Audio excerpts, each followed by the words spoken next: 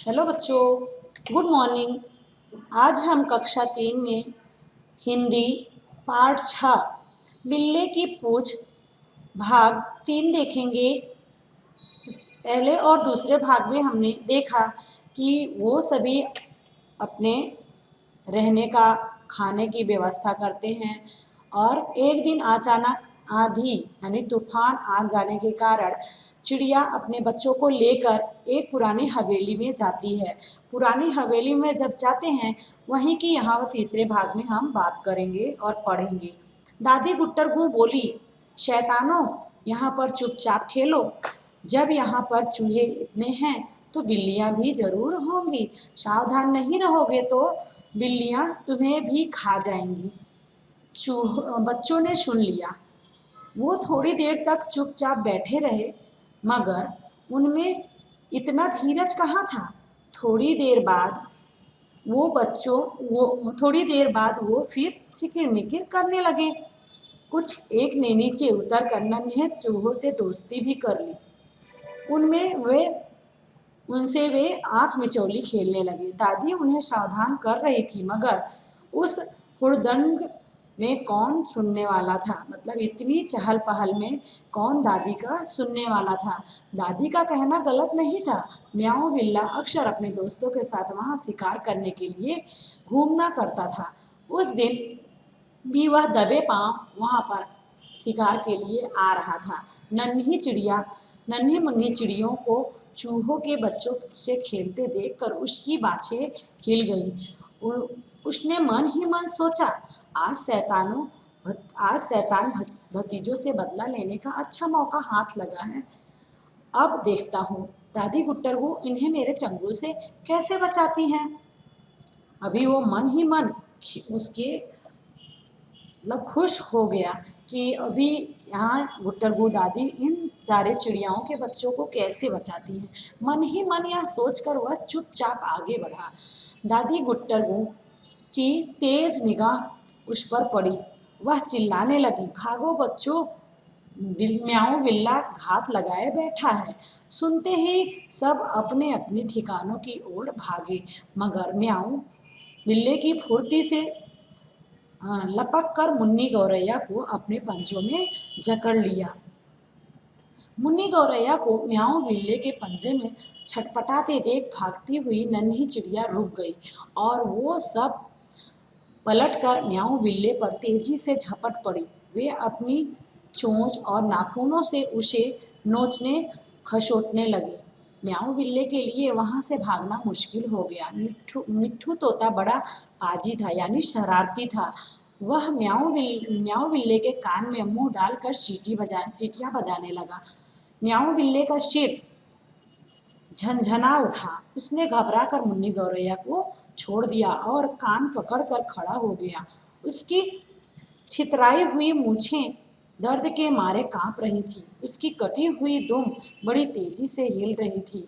उसको इस हालत में देखकर घबराई हुई गुट्टरगू दादी की भी हंसी छूट गई। फिर वे बोली, बच्चों, इस बार अपने बिल्ले अंकल को माफ कर दो। चिड़ियों के बच्चे ने गुट्टरगू दादी का कहना मान लिया। उसे छोड़ दिया। मिट्ठू तोते ने म्याऊं बिल्ले के सामने मटकते हुए कहा, बिल्ले अंकल, मुन्नी गौरैया को छोड़ने के लिए वेरी वेरी थैंक्स। म्याऊं बिल्ले ने अपनी गुस्से भरी नीली आंखों से उसे देखा, फिर कहरते हुए कहा, मेंशन नॉट। मतलब उसने जब मिट्ठू तोता ने मुन्नी गौरैया को छोड़ने के लिए वेरी वेरी थैंक्स बोला, उसने बहुत बहुत धन्यवाद बोला, तब उसने म्याऊं बिल्ले ने कहा मेंशन नॉट। मतलब उसने भी उसको उल्टा ही जवाब दिया। अभी हम कुछ शब्दों को देख लेते हैं जो कठिन होते हैं।